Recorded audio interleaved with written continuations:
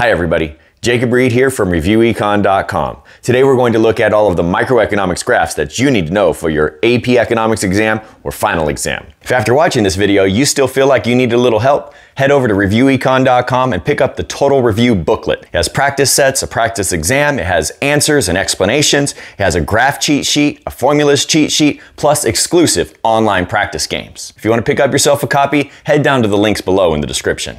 Now let's get on to the microeconomics graphs.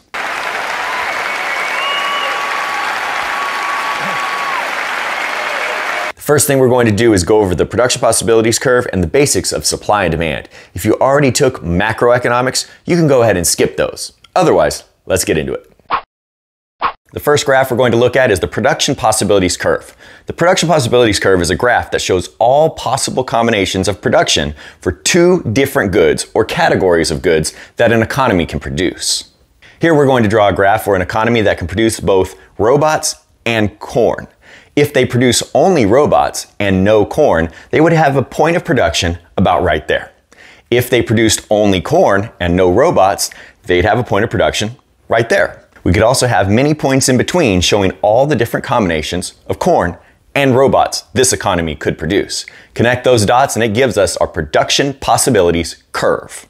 That curve there shows the maximum levels of production between the two different goods that this economy could produce. Instead of specific goods, you could actually see this graph with categories of goods, like capital goods and consumer goods, or guns and butter. When you see a bowed out curve that is concave to the origin, that will be an indication of increasing opportunity costs. As this economy produces more and more corn, the opportunity costs in terms of robot production increases as more corn is produced. We see that increasing opportunity costs as we move down that curve, increasing our production of corn. The opportunity cost of robots get bigger and bigger and bigger as we move down that curve. The reason for this increasing opportunity cost is due to imperfectly adaptable resources. The resources that are good at producing robots are not going to be equally good at producing corn, and vice versa. If you see a linear curve that is a straight line production possibilities curve, that will be an indication of constant opportunity costs. Here we have cakes and cookies. As we increase our production of cakes here, the opportunity cost in terms of cookies is constant as more and more cake is produced. The reason for constant opportunity costs is because the resources used for these two goods will be perfectly adaptable. That means that the resources used to produce cake will be equally adaptable to the production of cookies, and vice versa. When you see a level of production that is on that production possibilities curve, that is an efficient level of production. In macroeconomics, we would call that long-run equilibrium. It means that all resources are being used to their maximum potential. If you see levels of production that are within the production possibilities curve, that is an indication of inefficient use of resources. Some resources are sitting idle and not being used to their maximum potential. In macroeconomics, we see that as a recessionary gap with lots of workers who are unemployed. Points outside the curve are impossible because of scarcity. We do not have the resources to produce an unlimited amount of corn and robots at the same time. With comparative advantage, specialization, and trade, it is possible for economies to consume outside their production possibilities curve, but not produce. An outward shift of the production possibilities curve comes from an increase in the quality or quantity of resources. With more land, labor, capital, or entrepreneurship, we will see an increase in the possible production of corn and robots. In macroeconomics, we call that economic growth. It's an increase in the long-run potential real GDP. If there was a decrease in the quality or quantity of resources, like from a natural disaster, we would see that as a shift inward of the production possibilities curve. It would no longer be possible to produce as much corn or robots in this economy. If we saw a technology change that only impacted the production of one good, in this example, an increase in the technology for the production of corn, we would see an outward shift of just the corn side of this production possibilities curve. The production possibilities of robots wouldn't have changed, but the possible production of corn would have increased. The next graph we're going to look at is supply and demand. We're going to look at each of those curves separately and then put them together. First, demand. The law of demand tells us that consumers will buy more at low prices and less at higher prices. That's ceteris paribus, of course, meaning other things don't change. When we put that on the graph, we see a downward sloping demand curve, which shows the inverse relationship between price and quantity. That means that when prices rise, the quantity demanded will decrease, and when prices fall, the quantity demanded will increase. Remember, price changes quantity demanded. It does not change demand.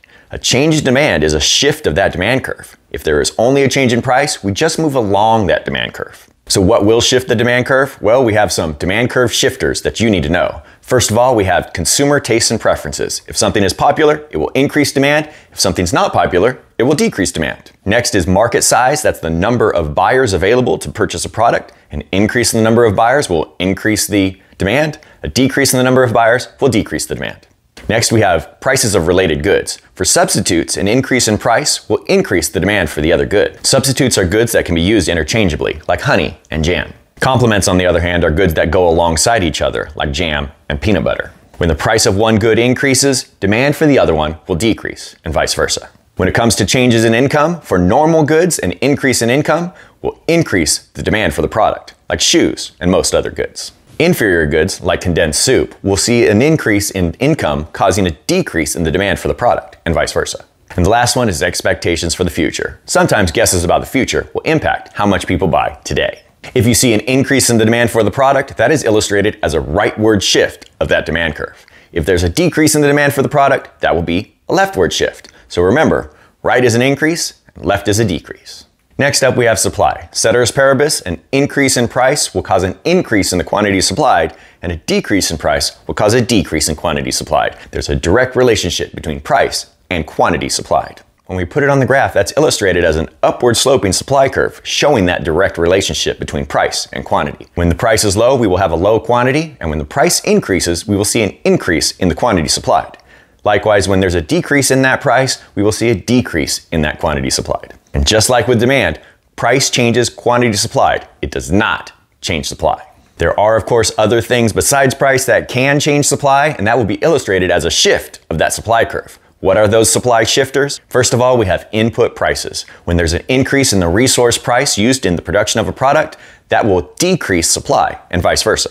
When it comes to government tools, taxes will decrease supply, subsidies will increase supply, and regulations generally will decrease supply. Next, we have the number of sellers. More sellers will increase supply, and fewer sellers will decrease supply. Changes in technology will generally increase supply. When it comes to the prices of other goods, producers will decrease the supply of one good when the price of another good they can produce increases. And just like with demand, the expectations of the future can also impact the supply. When we put it on the graph and show that increase in supply, just like with demand, it's a rightward shift. It looks like a downward shift, but that rightward shift is an increase in the quantity at every price along that supply curve. And when we decrease supply, that's going to be shown as a leftward shift of that supply curve. Right is an increase and left is a decrease. When we put those two curves on the same graph, we get an intersection point where the two curves cross. That's the equilibrium point. It's the price where quantity supplied equals quantity demanded. Now, a market will seek that equilibrium price. When prices are above equilibrium, we will have a surplus. The quantity supplied will be greater than the quantity demanded, and that will push prices downward towards that equilibrium. When prices are below equilibrium, we will have a shortage, and prices will eventually rise because quantity demanded will be greater than quantity supplied, and that shortage will push the price up towards equilibrium. Now, equilibrium is the price and quantity we will typically get within a market. When there's an increase in demand, we will see the equilibrium price increase and the equilibrium quantity also increase. When there's a decrease in demand, that will decrease the equilibrium price and decrease the equilibrium quantity. Increasing the supply will decrease the price and increase the quantity, and decreasing the supply will increase the price and decrease the quantity. I don't suggest you memorize all those shifts. I suggest when in doubt, graph it out. Next, we're going to look at some price controls that the government could impose on a market. A price floor is a government regulation that establishes a minimum price for a product. When a price floor is effective or binding, it will be above equilibrium. At that artificially higher price, we will have a lower quantity demanded and a higher quantity supplied. That difference between quantity supplied and quantity demanded is called a surplus. But since suppliers can't sell more than consumers are willing to buy, QD, or the lowest of the two, will be all that is exchanged within this market. The consumer surplus will be found at that price floor all the way up to the demand curve until we hit the quantity demanded. The producer surplus, on the other hand, will be from that price floor all the way down to the supply curve until you hit the quantity demanded. And since we aren't reaching our allocatively efficient quantity at equilibrium, we have some deadweight loss found by that triangle there. You could calculate the areas of the consumer surplus, producer surplus, and deadweight loss if there were numbers here. Another price regulation you could see is a price ceiling. Price ceilings are below equilibrium when they're binding or effective. On the graph, that means the price ceiling will go below that equilibrium price, and at that artificially low price, we will have a high quantity demanded and a low quantity supplied. The difference between those two here is called a shortage because the quantity demanded is greater than the quantity supplied. We are going to run out of this product. How much is going to be sold within this market? Well, it's still the lower of the two because we aren't going to be able to buy more than they are willing to supply. So here, QS is the quantity that will be exchanged within this market. And since the price ceiling is below equilibrium, we're going to have a small amount of producer surplus. It's at that price ceiling, drop down till you hit the supply curve there, at the quantity you're producing, and that will be our producer surplus. From that same price ceiling, go all the way up till you hit the demand curve, up to the quantity we're producing, and that is our consumer surplus right there. And again, since we aren't producing the allocatively efficient quantity, which is at equilibrium, we have some deadweight loss found in that triangle there. Now, another government regulation you could see within a market is excise taxes. These are per unit taxes that are imposed on the producer of a product. The per unit tax will shift the supply curve to the left, the vertical distance of that tax, giving us a new equilibrium there at the intersection between the supply plus the tax and the demand curve. That gives us a lower quantity with the tax, QT here on that graph, and it means that consumers will pay PB. That's the buyer's price at the new equilibrium. Now, since the producers are paying that tax to the government, they will only receive PS. That's the price the seller receives after the tax. That box right there is the tax revenue. It's the vertical distance of the tax times the quantity of the tax.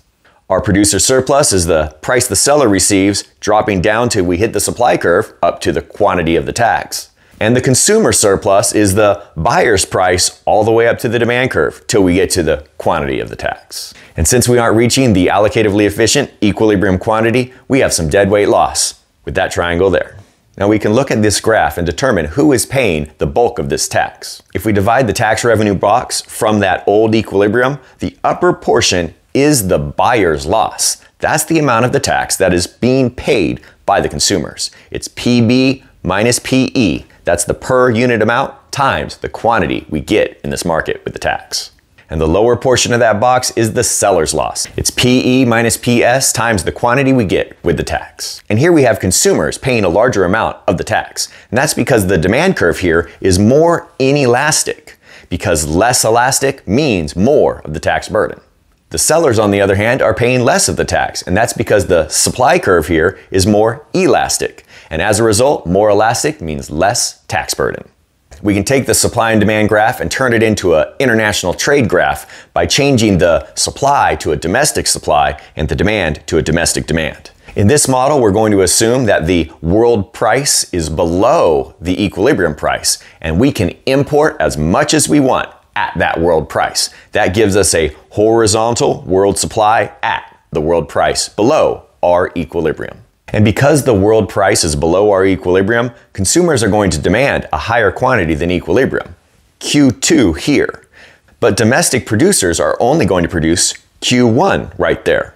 The difference here will be imported. And the producer surplus we will see in this market is based on that world price because that is all domestic producers will receive. And we take that world price and drop all the way down till we hit the supply curve up to the quantity that is domestically produced, which is Q1, and that is our triangle of producer surplus. The consumer surplus, on the other hand, is still at that world price, but since consumers are not getting Q1 but Q2, we're going to go all the way until we hit that Q2 and go up till we hit the demand curve, and that gives us a giant amount of consumer surplus as a result of international trade with a world price below equilibrium.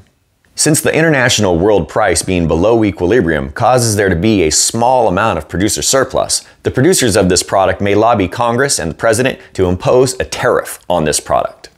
That tariff would be a tax on foreign-made imports. If that happens, we would see an upward shift of that world supply. It would be the world supply plus the tariff. That would cause an increase in the quantity that is domestically produced. We'd be up to Q3, and there would be a decrease in the quantity that is domestically consumed, down to Q4. The difference between Q3 and Q4 is imported. So we are still importing, but less than we would be prior to the tariff. As a result of that tariff, the producer surplus increases. It's all the way up to that new world price plus the tariff through the new domestically produced quantity of Q3.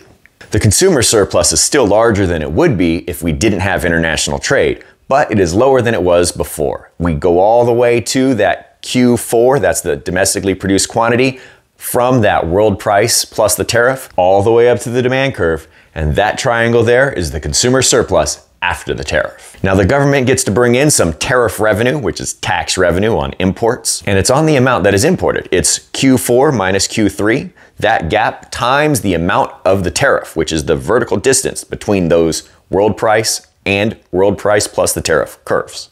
And since we lost some consumer surplus as a result of this tariff, we have two small triangles of deadweight loss right there. Next, we're going to talk about cost curves. First, we have our total cost curves. The top one there is the total cost. Those are all costs incurred for producing a product. That middle one there is our variable cost. Those are the costs that change with the quantity produced. And that horizontal one is our fixed cost. That's the cost that doesn't change with the quantity produced. That's why it's horizontal at every quantity. And since variable costs plus fixed costs will equal our total cost, the gap between the axis and that fixed cost curve will always equal the gap between the total cost and variable cost curves. And while your total cost curves are likely to show up on your exams, average cost curves show up more often. And here are our average cost curves. That's our average total cost there and our average variable cost. We also have our marginal cost curve there, and that is the cost of producing the next unit of output. Both of those curves will be intersecting the marginal cost at their minimum points. And the minimum of the average total cost curve is called productive efficiency. It means we are producing at the lowest average cost. Here, that's Q1. It's rare to see the average fixed cost on these graphs, but you can find it just with the average total cost and average variable cost. It's the gap between those two curves. And since the fixed costs don't change with the quantity produced, the average fixed cost will continually decrease. As a result, those two curves, the average total cost and average variable cost, get closer and closer together as more quantity is produced. If there's a change in fixed costs for a firm, that will shift the average total cost. If there's a change in average variable cost, it will shift the marginal cost, average total cost, and average variable cost. In the short run, we have both fixed costs and variable costs, but in the long run, all costs are variable. As a result, we could have a long run average total cost curve with 3 sections. For most firms, as they scale up production, we will see a decreasing long-run average total cost curve. We call that decreasing average total cost economies of scale. Average costs are falling as quantities increase in the long run. Mathematically, we call that increasing returns to scale. Doubling all inputs will more than double our output. For many firms, we will see a horizontal portion in the middle. That means that as firms increase production, the average costs are not changing. We call that constant returns to scale. Mathematically, it would mean we double the inputs and get exactly double output. Now, eventually, many firms will expand to the point where average total costs begin to rise. We call that diseconomies of scale. The long-run average total cost curve is beginning to increase. Mathematically, we double our inputs and get less than double output. The next graph we're going to review is perfect competition. Now remember, you already learned about a perfectly competitive market. That's supply and demand. But now we're going to look at the market along with the firm. Here, the market determines the price that every firm gets to charge within this market. And that's because perfectly competitive firms are price takers and have no impact on the price charged. We're going to take that market price and bring it all the way to the firm graph, and that becomes the firm's marginal revenue, demand, average revenue, and price. Mr. DARP, as many of us like to call him. Next, we're going to add in the marginal cost and find the profit maximizing quantity where marginal revenue equals marginal cost. Drop down, that gives us the quantity this profit maximizing firm will produce. Since we're trying to draw a perfectly competitive firm earning an economic profit here, draw in that average total cost curve last. The average total cost curve should be below the point where marginal revenue equals marginal cost. Draw in that average total cost curve, and now we can find our profit box. It's the quantity we're producing all the way up till you hit that average total cost curve. Keep going till you hit the average revenue curve. Bring those 2 points over to the price axis for that firm, and that gives you our profit box. You could calculate the area of it if there were numbers. And the reason we know this firm is earning economic profit is because the average total cost is less than the price from the market. If we wanted to draw a firm earning economic losses, we would draw in that ATC above the MR equals MC point right there, and that firm would now be earning economic losses right there in that box. The reason we know that this firm is earning economic losses at that profit maximizing quantity is because the average total cost is greater than the equilibrium price from the market. Now, in the long run, a perfectly competitive firm is going to earn zero economic profits. That means they're going to be breaking even. How do you draw that graph? Well, you're simply going to make the average total cost tangent to that MR equals MC point. And there we call that long run equilibrium. This firm is earning zero economic profit, and it's because the average total cost equals the price. Now, breaking even is what's going to happen in the long run, but how do we get there? Let's take a look at this firm that is earning economic profits and see how that firm gets from profit to long run equilibrium. First of all, firms are going to seek that economic profit. That will cause businesses and entrepreneurs to enter the market and compete. When that occurs, we're going to see a rightward shift of the supply curve because we have more producers selling this product. That increase in the supply will drive down the equilibrium price in the market. And as a result of that price falling in the market, the firm's price falls as well, dropping our marginal revenue, demand, average revenue, and price downward until it is now tangent to the minimum of the average total cost curve. We have a lower profit maximizing quantity here of QF1, and the firm is now breaking even at the lower market price. I'd also like to point out that the price from the market, in order to get rid of the economic profit this firm had, the price drops further than the bottom of that old profit box. If it only went to the bottom of the profit box, the firm would be still earning profit, just less than it had before. If, on the other hand, the firm is earning economic losses, as we have here in this graph, in the long run, firms are going to exit the market, and that will cause the supply curve to shift to the left. When that occurs, the price is going to rise in the market. That new higher price from the market will translate to a new higher price and higher marginal revenue, demand, average revenue, and price for this firm. And now at the new higher profit maximizing quantity of QF1 there, we are now breaking even because the price equals that minimum of the average total cost. I'd also like to point out that the loss box is still there, and you'll notice that the new price doesn't quite go to the top of that old loss box. It's still poking out there just a bit. So when it comes to efficiency for a perfectly competitive market, they are always going to be allocatively efficient because the price will always equal marginal cost. And in the long run, not in the short run, in the long run they will be productively efficient, which means they produce at the minimum of the average total cost. That's when they're breaking even.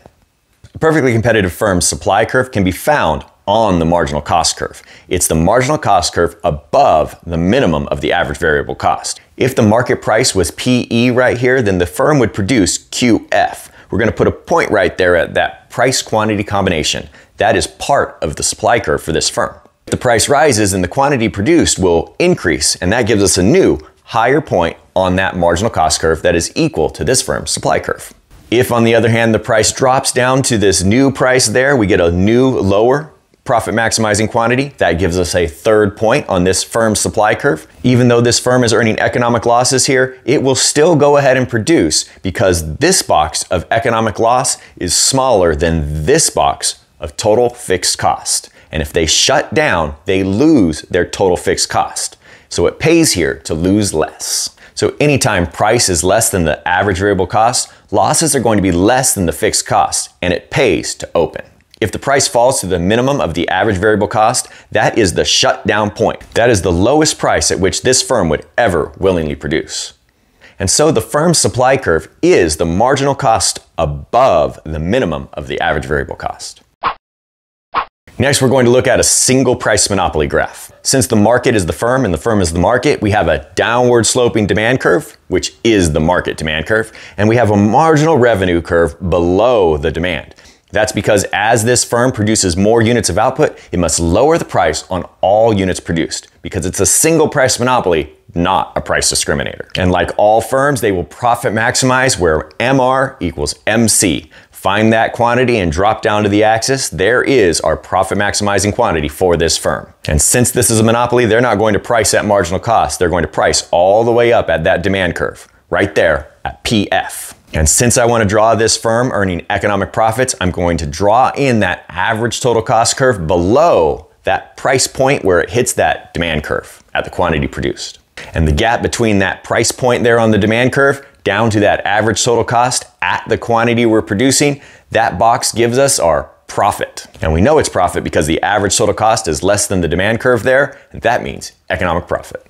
If we want to draw a profit maximizing monopoly that is breaking even, we would still draw it in just like we did before, but now we're going to have the average total cost tangent to the demand curve here at that price quantity point. When you're drawing this graph, it's important to note that the average total cost curve cannot drop below the demand curve at any quantity. If it does, there are some quantities where the firm could have made a profit. And since it's supposed to be profit maximizing, where MR equals MC, it can't make a profit anywhere else. Breaking even is their best hope. And the reason we know that this firm is breaking even is because the price is equal to the average total cost, and that means zero economic profit. If you want to draw this firm earning economic losses, you're going to put the average total cost curve above the demand curve there, and at the profit maximizing quantity of QF, you go from that demand curve up till you hit the average total cost curve and out to the axis between those 2 points, and that gives you your economic loss box. Let's talk a little bit about efficiency here with monopolies. Now, monopolies are not productively efficient because they don't produce at the minimum of the average total cost. But since they produce at the downward sloping portion of the average total cost curve, monopolies capture economies of scale. Some important areas you need to know on your monopoly graph is the deadweight loss there in that triangle. We also have our consumer surplus in that triangle up there, and our producer surplus there in that quadrilateral. Comparing a monopoly to a competitive market, first you can draw a competitive market with supply and demand and find equilibrium, and then to turn it into a monopoly, simply realize that the supply is that marginal cost, and that demand curve will have a marginal revenue below. Find that profit maximizing quantity where MR equals MC, and we will find that the monopoly produces less than the equilibrium quantity we would have in a competitive market. They also price all the way up at that demand curve at the profit maximizing quantity, which gives us a higher price than we would have in a competitive market. So monopolies charge higher prices and produce lower quantities. You could see a graph called a natural monopoly. There are a few different ways to draw it, but this one's my favorite. But a natural monopoly has an average total cost curve that constantly downward slopes through all relevant quantities. I like to draw mine with a horizontal marginal cost curve and an average total cost curve that never quite touches it. As we can see here that this firm always captures economies of scale at any quantity it might produce. And when it comes to natural monopolies, an unregulated natural monopoly is going to have a large amount of deadweight loss. One way to limit that deadweight loss would be to impose an allocatively efficient, socially optimal price. If we put a price ceiling at PO there, we would have the quantity of QO. That's the socially optimal quantity, and there's no deadweight loss. The problem here is that the firm is earning economic losses because at that price, the average total cost is greater than the price. In order to keep that firm from going out of business in the long run, the government is going to have to give the firm a lump sum subsidy that is equal to its losses. You can find that box right there. Calculate the area of it, and that would tell you how much money the government would have to spend in order to keep this business from shutting down permanently.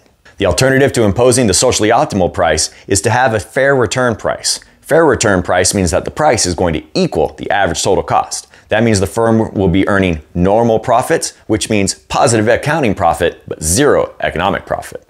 We see that fair return price where the average total cost intersects the demand curve there. And while there's still some deadweight loss, there's a lot less deadweight loss than there was when this monopoly was unregulated.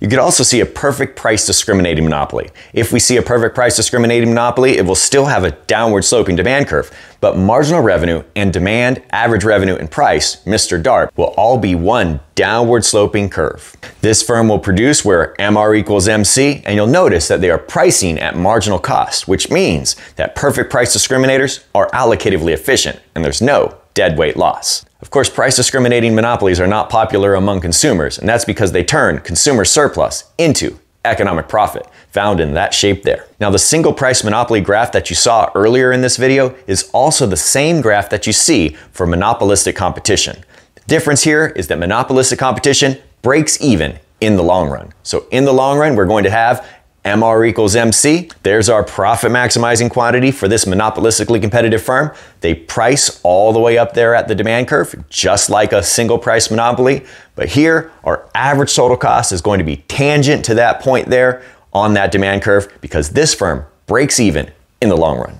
In the short run though, the monopolistically competitive firm could earn economic profits, and you would draw it just like a monopoly earning economic profits with that average total cost below the demand where that profit maximizing quantity is. That economic profit is going to cause firms to enter the market. When that occurs, each firm will have a smaller share of the market that will shift their demand curve and marginal revenue curve to the left. And when that occurs, their profit evaporates away and they are back at long-run equilibrium here, earning zero economic profit. If on the other hand, these firms are earning economic losses, then firms are going to exit the market. Each remaining firm will have a larger number of customers. We call that a greater share of the market size, and that will shift the demand curve along with the marginal revenue curve to the right. And when that happens, the firm will be earning a normal profit, zero economic profit, at the profit maximizing quantity. Now we're on to our factor markets, and the first thing we're going to look at is our perfectly competitive factor market, and here we're going to focus on labor.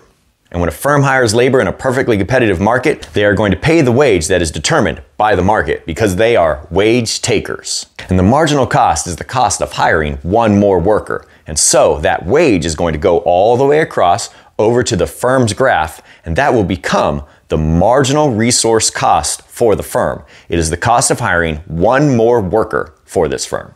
And that marginal resource cost is the supply of labor for the firm. We have the firm's marginal revenue product. It's upward slopes a bit and then downward slopes. I usually don't draw in that upward sloping portion. You can if you want. So how many workers should this firm hire? Well, at low quantities, the marginal revenue product is going to be greater than the marginal resource cost. At higher quantities, the marginal revenue product is less than the marginal resource cost. The profit maximizing number of workers this firm should hire is where the marginal resource cost equals the marginal revenue product, found right there at the intersection of those two curves. If there's a change in the market wage, here we have a rightward shift of the demand for labor. That's going to cause the wage to increase within that market.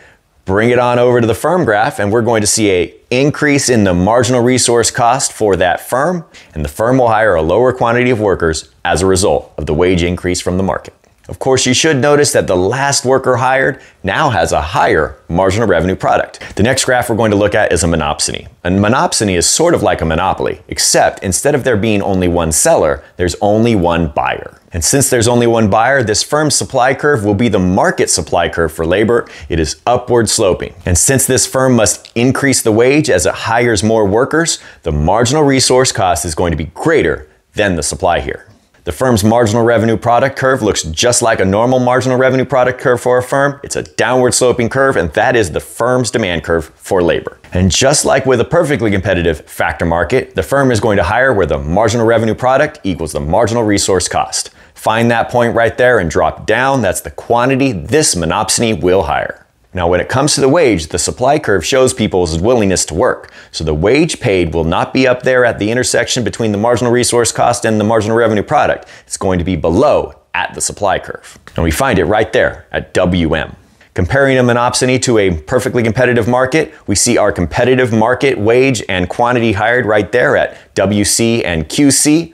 And when we turn this perfectly competitive market into a monopsony, we see that the monopsony is going to hire fewer workers and pay a lower wage. And as a result of not being allocatively efficient, monopsonies have dead weight loss found in that triangle right there.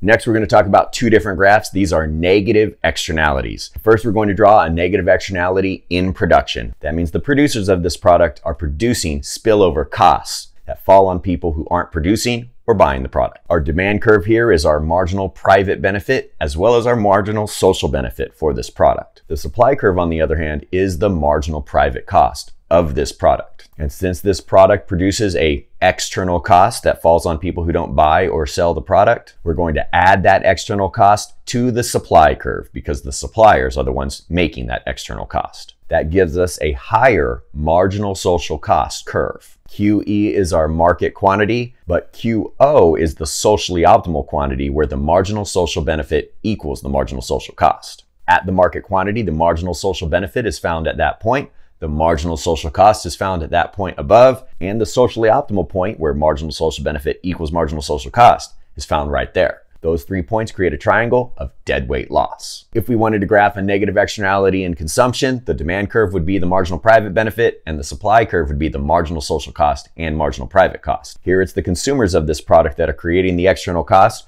So we're going to subtract the cost from the marginal private benefit. That gives us a new, lower marginal social benefit curve. And it's where that marginal social benefit equals marginal social cost that we find our allocatively efficient or socially optimal quantity. At the market quantity, we have that point of marginal social benefit. We have the point above with our marginal social cost, and the allocatively efficient point where marginal social cost equals marginal social benefit. Those 3 points give us a triangle of deadweight loss for a negative externality in consumption. If we want to correct a negative externality with a per unit tax, in this case a negative externality in production, then we would have a per unit tax that is equal to that external cost. It's the gap between the supply curve and the marginal social cost curve. And if we levy a tax that is the exact right amount, it will shift that supply curve the vertical distance of that tax, bringing the marginal social cost curve to be equal to the supply plus the tax curve. And then the socially optimal quantity will be the amount of the quantity after the tax. The consumers will pay that price up there labeled PT, it's the price after the tax, and the sellers will receive PS after the tax. And if the tax is equal to the marginal external cost, the deadweight loss will be eliminated. Next, we're going to talk about positive externalities, and first we'll talk about a positive externality in consumption. The supply curve is our marginal social cost and marginal private cost. The demand curve is our marginal private benefit, and since we are graphing an external benefit that is created by the consumers of this product, we will add that benefit to the marginal private benefit curve to give us a marginal social benefit curve above the demand curve. Our socially optimal quantity is found where the marginal social benefit equals the marginal social cost. At our market quantity, that point right there is our marginal social cost of the quantity. Up above, we find a point where our marginal social benefit of that quantity is found, and where marginal social benefit equals marginal social cost, we find our allocatively efficient point. Those 3 points give us a triangle of deadweight loss created by this positive externality in consumption. If we want to graph a positive externality in production, the positive externality will be subtracted from the supply curve's marginal private cost. That will give us a much lower marginal social cost curve that's still upward sloping like a supply curve. Our socially optimal quantity will be found where the marginal social cost equals marginal social benefit, but at the market quantity of QE, there is our marginal social cost, there is our marginal social benefit of that quantity, and our allocatively efficient point where marginal social cost equals marginal social benefit is that point there. And once again, those 3 points give us a triangle of deadweight loss. If we're going to correct for a positive externality, in this case, it's a positive externality in consumption, the government can give a per unit subsidy for the product. If that per unit subsidy is equal to the marginal external cost, it will be the amount of the gap between the demand curve and the marginal social benefit curve. And if the government gives that subsidy to the consumers of the product, it will shift the demand curve to the right, the vertical distance of that subsidy. And then our socially optimal quantity will be the after subsidy quantity. PC will be the amount that consumers pay for this product after deducting the subsidy, and PS will be the amount sellers receive for this product. Of course, the government could also give the suppliers this subsidy, and then it would shift the supply curve to the right instead. But either way, if the subsidy is the amount of the marginal external benefit, it will eliminate the deadweight loss. Now we're on to our last graph, and it's the Lorenz curve. Now, I've never seen anybody have to draw a Lorenz curve on the AP Microeconomics exam, but you might have to interpret it. The Lorenz curve is a graph that shows the distribution of income within an economy. The Lorenz curve shows the share of income households earn compared to the cumulative percentage of those households. We have a 45-degree angle line that is called the line of equality on this graph, and the actual Lorenz curve is the bowed out curve we see right there. The closer the Lorenz curve is to that line of equality, the more equal the distribution of income is within that society. The further that Lorenz curve is from that line of equality, the more unequal the distribution of income is within that society. The Gini coefficient is a mathematical formula that is based on the areas within the Lorenz curve. It's a ratio of A divided by A plus B on that graph. A Gini coefficient of 1 is complete inequality, one person owning all income. A Gini coefficient of 0 is complete equality, all households earning an equal share. Taxes can impact that Lorenz curve. A proportional tax will not shift it. That's a tax that charges the same percentage of all incomes. A progressive tax, which charges higher percentages to higher income earners and lower percentages to lower income earners, will shift that Lorenz curve inward. A regressive tax, on the other hand, which charges higher percentages to the lower incomes and lower percentages to the higher incomes, will shift that Lorenz curve outward, meaning the economy has a less equal distribution of income. Whoa, there you have it. Those are all the graphs that you are likely to see on your microeconomics exam. Now, if you still need a little more help, head down to reviewecon.com where there are lots of games and activities to help you practice the skills you need to know on your exam. If you still need more help and want to support this channel, head down to the link below and purchase the Total Review booklet from reviewecon.com. Also, don't forget to like and subscribe. I'll see you guys next time.